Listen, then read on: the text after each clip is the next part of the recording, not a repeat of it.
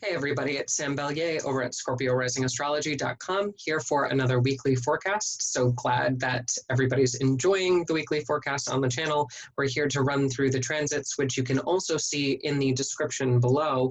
You'll see the exact timestamps for the descriptions that I've made. I just can't color code them like I do on my sheet, but we are here to talk about the astro weather of the week and to get you a little bit more in tune with how to plan your week via the stars and make sure that you can feel tapped in that way. So without further ado, let's look at the transits.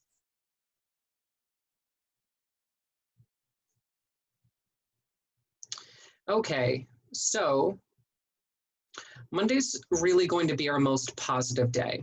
And I say that because, I've termed the day gradual upliftment. And I think that we have a square or we have a conjunction to Saturn that really kind of nails us down first thing in the morning. But then the moon changes signs into Aquarius. And when we move into Aquarius, there's this really kind of uplifting, like, when I picture Aquarius, it's always this mental image of an eagle soaring. Like that's very much the feeling of Aquarius, taking the high road, really getting some upliftment into the energetics of the day. But what makes it the best day of our week is going to be this 3:55 trine to Mars, and then this 8:22 p.m. trine to Venus in Gemini. So Venus, who is no longer retrograde and is our lesser benefic, she's one of the most positive planets in the skies. We love her and she loves us. And so anytime that the moon makes a trine, a very strong positive aspect to Venus when she's in a good spot, it's great. So that trine will be happening this evening. So Monday evening will be an excellent opportunity for you to repair relationships, do some healing work, communicate, write, be inspired, especially with Mars and Aries making the sextile to the moon. Mars is the kick in the pants that we all need, but it's a good kick in the pants. It really does get us to focus on the things that we need to focus on and really just light a fire underneath our butt. And we'll be hearing more from Mars later this week. So this will be a nice version of Mars. We might get a not so nice version of Mars later this week. So there's that. We have poor sleep because the moon in Aquarius will square Uranus and Taurus at 12:37 a.m. on Tuesday. However, that is the only aspect for Tuesday, which is super interesting. Because after that we technically have a void moon, although the moon will trine the north-south node. There are no other planetary aspects to the moon until she changes signs into Pisces on Wednesday. So Taurus, is normally a stable sign, but Uranus in Taurus really does give us that uprooted energy, and we don't like the moon touching an uprooting planet in the middle of the night, and remember time-wise, just I'm basing these on EST, Eastern Standard Time in Tampa, so adjust your time accordingly. But for me, at least, that's 12:37 a.m. in the morning, and that's a rough awakening. But for the rest of the day on Tuesday, it's going to be pretty chill. The moon in Aquarius, again, is that fixed air sign. So it really is going to give us a nice, even keel day on Tuesday, despite waking up after a not so great sleeping spell. Then we go into Wednesday, where we wake up a little bit roughly because retrograde Mercury is going to square Mars and Aries. So Mars and Aries, that planet of action, is squaring Mercury, the planet of the mind, who's backwards and in Cancer. And that's tricky. So Mercury, Cancer. But the reason why I called it into the unknown is because the moon in Aquarius will trine the north node, which will give us a sense of purpose around midday on Wednesday. It'll really give us this sense of, okay, I know where I'm going. We're doing the thing. But then the moon changes signs into Pisces and really just throws all of that direction into the ocean, and Pisces, being that watery, mutable sign, really does give us the emotion, the lack of boundaries, the psychic intensity that Aquarius doesn't really thrive into. So it'll be a rather dramatic energy shift on Wednesday around 2:12 p.m. as we move from that fixed air sign, which we were kind of gliding through Tuesday with, into the watery depths of Pisces for the rest of our day on Wednesday, which is the into the unknown aspect. Then we have troubled waters on Thursday. Sleep will be rather good because the moon in Pisces will be good for sleep regardless, but the moon in Pisces will also trine Mercury in Cancer. Despite Mercury being retrograde, the moon making a slightly mutual reception to Mercury will remediate that, and I think that it's going to be a good night for sleep. We actually have two really strong nights for sleep because of trines between water signs. So Thursday, Wednesday into Thursday, and Thursday into Friday, excellent sleep, excellent, astrologically speaking. Now, the caveat to that is if you have unresolved emotions, or if you have subconscious baggage that you are sorting through, water tends to bring up the flotsam and jetsam. It tends to make things a little bit too touchy-feely, which can, if you're trying to hide all of those feelings, can really bubble those things up to the surface. But back to Thursday, Thursday, first thing in the morning, we have a square between the moon and Venus, and then the moon sextiles Uranus. So in the morning on Thursday, despite good sleep, there's going to be trouble. There's going to be unpredictability. There's going to be, waking up late. There's going to be things that are a little bit harsher first thing in the morning. But just like Tuesday, after we get through the morning, then we have a full day of moon in Pisces. So if you're a water sign and you enjoy that watery dynamic, it's going to be a great day for you. But if you still have that underlying emotional tension, which the Venus square and Uranus potentially might trigger, then we need to make sure that, especially Wednesday night, Thursday, Friday, we're doing some extra journaling, we're doing some extra kind of popping in a Disney movie and just kind of crying it out a little bit, like making sure that we're really excavating some of that emotional baggage so that it doesn't creep up on us so much. Yeah. Then we have excellent sleep Thursday night to Friday because the moon in Pisces will trine the sun in Cancer. Water signs and earth signs are absolutely fabulous for sleep. And to have our two luminaries, the moon and the sun, in agreement at 2:08 a.m. Eastern Standard Time, that's going to be just fabulous, absolutely fabulous for sleep. And, the moon will conjoin retrograde Mercury in Pisces at 6:55. It's not, if you can sleep in on Friday, it'll be great. But if you can't sleep in, the 6:55 conjunction with Neptune makes things sleepy. Yeah, just in general. And so the moon touching Neptune first thing in the morning is not always going to be super ideal, but it will cast some sleepiness, some extra kind of bedriddenness to the energy to keep us nice and rested. But on the harsher side, if you are struggling with the water sign dynamic, then that could leave you in a haze. Yeah, a watery haze. Friday, you're gonna need a little bit of that rest because there are technically all positive aspects besides the node square, but they're all with retrograde planets. And we had a couple of those last week.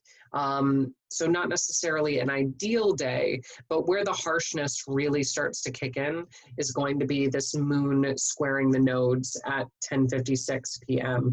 This is going to be a struggle. So the moon in Pisces being a mutable sign, the nodes, the astrological lunar nodes, which determine our eclipses, are in Sagittarius and Gemini, the other two mutable signs of fire and air, for Virgo feeling very left out as the fourth. But the moon squaring the north node in Gemini, south node in Sag, really does give us this indecision, really does give us this, there is no winning on Friday night. So if you're entering a game of competition, if you decide to pick a fight with somebody, just don't. Because nobody will win. Nothing good will come of that interaction. And we just want to make sure that we're astrologically aware that Friday night gets a little bit rougher. We do have a poor sleep quality because the moon goes into Aries, very similar to how water and earth signs are great for sleep. Fire and air signs tend to be a little bit restless, a little bit more movement oriented, and that's not necessarily what we enjoy with sleep. So on Saturday, we are getting to stepping. Get to stepping is what my friends would say. And the moon into Aries at 1:06 a.m. is the start of that process. It really does lends the moon to go into that fiery sign of Aries. It really does bring forward a lot of action potential, which is lovely. And then Mercury stations in Cancer. And this is wonderful because it means that we're ending the Mercury retrograde, which will officially end on Monday, early in the morning. But the Mercury station does remind us that the end is near and we are no longer going to be going backwards from a communication perspective. There will be forward movement, which is flawless.